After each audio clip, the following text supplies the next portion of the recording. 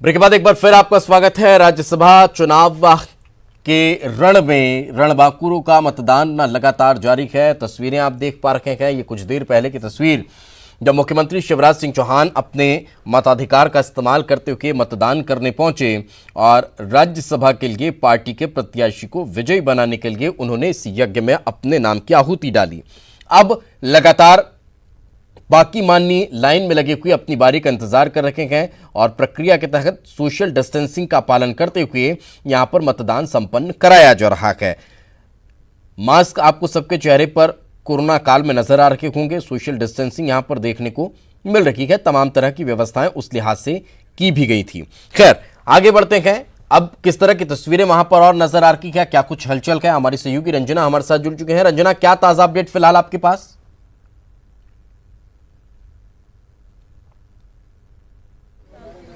जी दिपेश, बिल्कुल सुबह 9 बजे से राज्यसभा चुनाव में मतदान शुरू होना था और मतदान शुरू हो चुका है और यहाँ पर मुख्यमंत्री शिवराज सिंह चौहान पहुंचे। उन्होंने मतदान किया है और जो गृह मंत्री नरोत्तम मिश्रा है उन्होंने भी अपना वोट डाल दिया है और इसके साथ ही जो कांग्रेस के जो विधायक हैं वो भी पहुंच रहे हैं और जो मतदान की प्रक्रिया है वो भी यहाँ पर देखने को मिल रही है। और एक तरह से जो रणनीति बनाई गई थी उसी रणनीति के तहत यहाँ पर जो मतदान किया जा रहा है, क्योंकि कल जिस तरह से भाजपा विधायक दल की बैठक हुई थी, कांग्रेस विधायक दल की बैठक हुई थी और आज उसी रणनीति के तहत यहाँ पर मतदान किया जाना है, क्योंकि पहले से ही तय है कि जो दो भाजपा के प्रत्याशी हैं उनका जीत कर जाना राज्यसभा में पूरी तरह से तय है। वहीं कांग्रेस के खाते में एक सीट जाना तय है और इसके साथ ही जो कोरोना महामारी के दौर में जब इस तरह का मतदान यहाँ पर किया जा रहा है विधानसभा के सेंट्रल हॉल में, जो कि नया स्थान इस बार तय किया गया है, तो सोशल डिस्टेंसिंग के साथ जो सारे विधायक हैं वो मतदान करने के लिए पहुंच रहे हैं। मास्क सबने लगाया हुआ है और थर्मल स्क्रीनिंग के बाद ही जो विधायक हैं उनको अंदर एंट्री दी जा रही, यानी पूरी एहतियात के साथ यहाँ पर मतदान किया जा रहा है। और इसके बाद जो सपा बसपा और निर्दलीय प्रत्याशी हैं वो भी यहाँ पर मतदान करने के लिए पहुंचेंगे और उनको भाजपा ने एक तरह से तय किया है कि सपा और बसपा प्रत्याशी कौन से राज्यसभा प्रत्याशी के लिए मतदान करेंगे और निर्दलीय प्रत्याशी कौन से भाजपा के प्रत्याशी के लिए मतदान करेंगे, क्योंकि भारतीय जनता पार्टी की तरफ से सुमेर सिंह सोलंकी और ज्योतिरादित्य सिंधिया प्रत्याशी हैं और दोनों का ही जीतना लगभग पूरी तरह से तय है। और क्योंकि भाजपा के पास जो सीट का आंकड़ा है उस हिसाब से जो बहुमत है वो उनके पास दोनों सीटों के लिहाज से है और कांग्रेस के खाते में एक ही सीट यहाँ पर पहुंच रही है। तो कुल मिलाकर जो मतदान है वो शुरू हो चुका है, सोशल डिस्टेंसिंग के साथ शुरू हो चुकी है और जो विधायक है मतदान करके कुछ बाहर निकलने का सिलसिला भी शुरू हो चुका है। दीपेश, बिल्कुल, तो आपने एक महत्वपूर्ण बात का जिक्र किया कि तीनों प्रत्याशी, चाहे वो ज्योतिरादित्य सिंधिया की बात कर ली जाए, सुमेर सिंह सोलंकी का जिक्र कर लिया जाए या फिर दिग्विजय सिंह का, ये लगभग इनकी जीत सुनिश्चित मानी जा रही है, तय मानी जा रही है। लेकिन कांग्रेस के जो दूसरे प्रत्याशी हैं फूल सिंह बरैया, उनकी नाराजगी दिग्विजय सिंह की जीत पर कहीं भारी न पड़ जाए, इसके लिए भी क्या अभी से कोई रणनीति शुरू हो चुकी है? रंजना,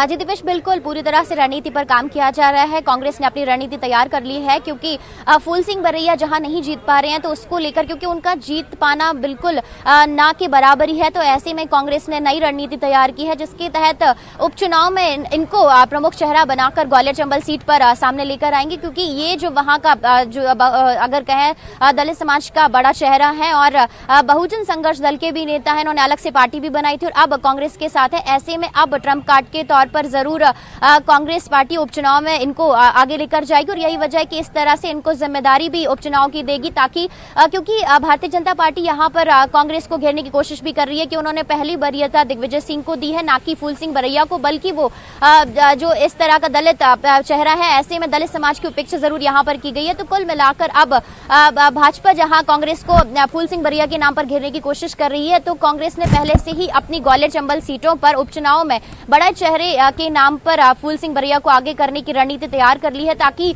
जो उपचुनाव की स्ट्रेटजी है कम से कम उसमें जो कांग्रेस पार्टी सफल हो सके, क्योंकि राज्यसभा को लेकर जिस तरह की स्ट्रेटजी भारतीय जनता पार्टी ने बनाई थी वो एक तरह से पूरी सफल यहाँ पर देखी जा रही है और उनके साथ में सपा बसपा और निर्दलीय प्रत्याशी भी समर्थन में यहाँ पर दिख रहे हैं, क्योंकि सरकार भारतीय जनता पार्टी की है। ऐसे में निर्दलीय सपा और बसपा लगातार भारतीय जनता पार्टी के संपर्क में ही, भले ही उनको अपने आला कमान की तरफ से किसी तरह की कोई गाइडेंस नहीं मिली है राज्यसभा चुनाव में मतदान को लेकर, लेकिन वो अब भारतीय जनता पार्टी के साथ है। लेकिन फूल सिंह बरैया को लेकर कांग्रेस ने अपनी रणनीति तैयार कर ली है। उपचुनाव में उनके नाम पर ग्वालियर चंबल अंचल में सीटों पर चुनाव लड़ने को लेकर एक तरह से बड़ा जो ट्रम्प कार्ड है वो जरूर कांग्रेस पार्टी ने यहाँ पर खेला है। बस अब देखना होगा कि उपचुनाव में किस तरह की ये उनकी स्ट्रेटेजी है जो सफल होती है, और किस तरह से जो फूल सिंह बरैया है वो आदिवासी और दलित समाज के लोगों को लुभाने में सफल हो पाएंगे। बिल्कुल, लेकिन अब इसका कहीं ना कहीं अगर एक तरफ फूल सिंह बरैया को मनाने में कांग्रेस कामयाब नजर आती है और उन्हें, जैसा कि आप कह रही हैं कि ग्वालियर चंबल अंचल से उन्हें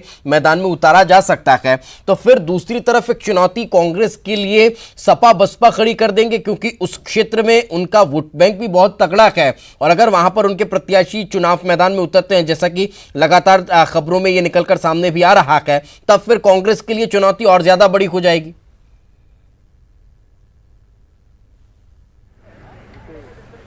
दिवेश, स्ट्रैटेजी के तहत काम किया जाएगा और सपा बसपा इतनी ज्यादा चुनौती नहीं होंगी, क्योंकि जिस तरह से हमने विधानसभा चुनाव में भी देखा कि सपा और बसपा प्रत्याशी में जो वोट प्रतिशत है उतना ज्यादा इस बार देखने को नहीं मिला, और सपा के सिर्फ एक ही जो विधायक हैं वो जीतकर पहुंचे। वहीं सिर्फ बसपा के जो 2 प्रत्याशी उन्होंने जीत दर्ज करी, एक बुंदेलखंड से हैं और दूसरे ग्वालियर चंबल इलाके से हैं। तो ऐसे में इतनी ज्यादा मुश्किलें कांग्रेस के लिए नहीं होंगी सपा बसपा प्रत्याशियों की तरफ से, लेकिन जो स्ट्रैटेजी उसके तहत इनको जरूर काम करना होगा, क्योंकि जो दलित वर्ग आदिवासी वर्ग की जो फूल सिंह बरैया के नाम पर जो उनकी नाराजगी को दिखाने की कोशिश भारतीय जनता पार्टी करेगी, उस नाराजगी को जरूर कम करने की कोशिश, यानी उस स्ट्रैटेजी का जवाब अपनी रणनीति के तहत कांग्रेस को जरूर देने के लिए एक अलग स्ट्रैटेजी बनानी होगी, ताकि जो उपचुनाव में कांग्रेस को नुकसान ना हो। क्योंकि अगर कहीं से भी थोड़ी सी भी नाराजगी इस वर्ग की देखने को मिलती है तो कांग्रेस को ग्वालियर चंबल इलाके में थोड़ा सा नुकसान उठाना पड़ेगा। लेकिन इसके लिए भी पहले से ही कांग्रेस ने तैयारी कर ली है, क्योंकि ये पूरी तरह से पहले से तय था कि पहली वरीयता में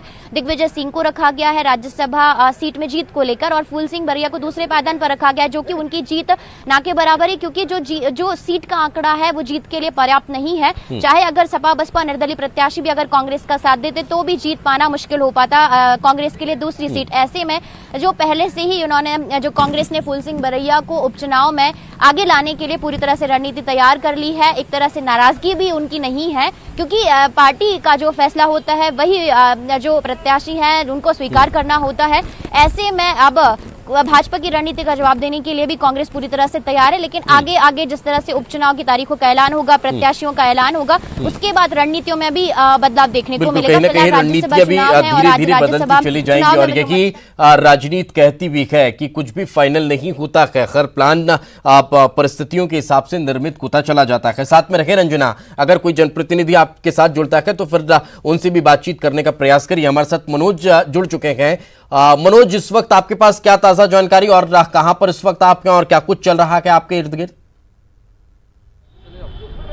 जी बिल्कुल, लगातार वोटिंग की जा रही है विधानसभा में। तमाम, चाहे वो कांग्रेस के विधायक हो, निर्दलीय विधायक हो, सपा विधायक हो या फिर बीजेपी के विधायक, तमाम विधायक जो है यहाँ पर वोटिंग के लिए आ रहे हैं। और आप देख सकते हैं यहाँ पर करीब 20 मीडिया कर्मियों को, जिसमें जनसंपर्क और दूसरी एजेंसी शामिल है, उनको ही यहाँ पर परमिशन दी गई है। और जो निर्दलीय विधायक है वो भी यहाँ पर पहुँचे हुए हैं। वोटिंग के बाद जो है यहाँ से रवाना भी हो रहे हैं। तो लगातार जो वोटिंग का सिलसिला और जो नियम है उसके तहत जो है यहाँ पे पालन किया जा रहा है। सोशल डिस्टेंस का यहाँ पे खासा ख्याल रखा गया। अभी जो कांग्रेस की तरफ से जिस तरीके से पहले तस्वीरें भी दिखाई थी कि किस तरीके से कमलनाथ खुद बस में सवार होकर अपने जो विधायक, करीब 54 विधायक दोनों बसों में सवार थे, वो बस जो है विधानसभा पहुंच गई थी। और अब जो वोटिंग है वो वहां पर कांग्रेस के विधायक लगातार कर रहे हैं। लेकिन मनोज, जिस बात का आपने जिक्र किया, जिस बस का आप जिक्र कर रखे हैं और उसमें आपने कमलनाथ को बैठे हुए दिखाया हमारे कैमरा पर्सन ने, अब उसी को लेकर मेरा एक सवाल है।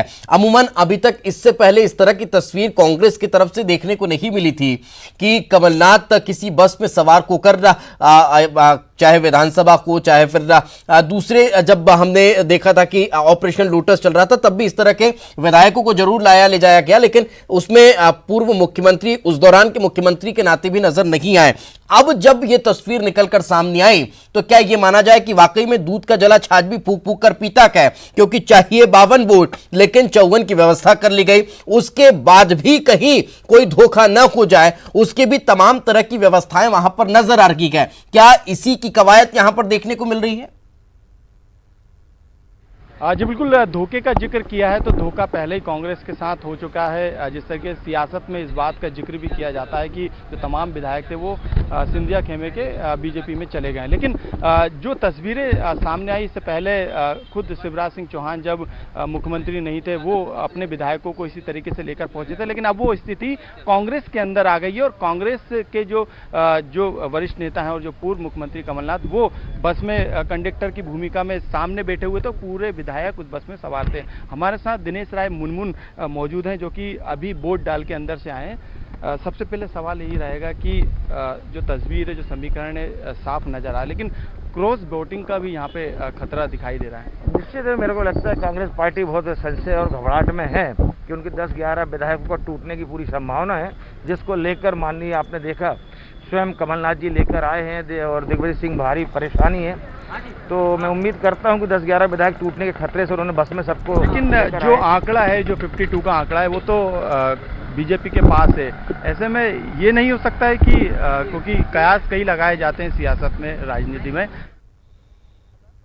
जब 22 विधायक गए कि हमारी एक ही सीट आनी है, एक ही सीट आएगी, तो इसमें कोई हमें दुख दर्द नहीं है कि जहां धोखा हुआ, जहां सौदा हुआ, अगर बीजेपी एक सीट जीत रही है तो अपने बल पर नहीं जीत रही, से जीत रही है। सर, उसमें फुल सिंह रही है दिग्विजय सिंह को लेकर भी बीजेपी ने काफी वो करा था कि दिग्विजय सिंह को आगे रखेंगे कि कांग्रेस। बीजेपी क्यों चिंता करे हमारे बारे में, हम क्या फैसला करें?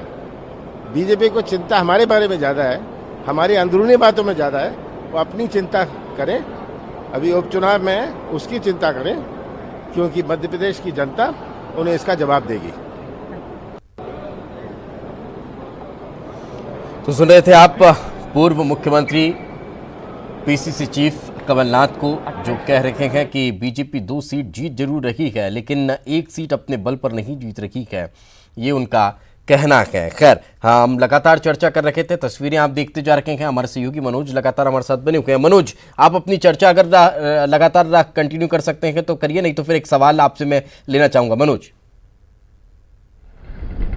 जी बिल्कुल, अभी थोड़ी देर पहले दिनेश राय मुनमुन जुड़े हुए थे जो कि बीजेपी खेमे से आते हैं और वहीं पर उन्होंने वोट डाला। जिस तरीके से उन्होंने बताया बातचीत के दौरान, उन्होंने साफ तौर से कहा कि कांग्रेस के अंदर घबराहट है और अब जो बीजेपी के पास जो 2 सीटें आ रही हैं उसके अलावा भी वो तीसरी सीट को जीतने की कोशिश कर रहे हैं। जब क्रॉस वोटिंग का उनसे सवाल किया गया तो उनका ये कहना था कि कांग्रेस की तरफ से हो सकती, बीजेपी की तरफ से नहीं हो सकती, ये उनका दावा है। लेकिन जिस तरीके से लगातार कांग्रेस के अंदर 2 दिन तक लगातार बैठक हुई कमलनाथ के बंगले पर, उसके बाद ये सुबह तक, ये 9 बजे तक ये तय किया गया था कि जो कमलनाथ है वो कारकेट के आगे रहेंगे और बस जो जिसमें तमाम 54 विधायक है जो कि दिग्विजय सिंह के पक्ष में वोट डालेंगे वो उन बसों में सवार रहेंगे। लेकिन रणनीति बदली गई और ऐन वक्त पे जो तमाम जो विधायक थे वो बसों में ही सवार थे, लेकिन उनके साथ जो है कमलनाथ भी बस के अंदर बैठे हुए नजर आए। हालांकि उन्हें विक्ट्री का साइन भी दिखाया और उन्होंने अभी थोड़ी देर पहले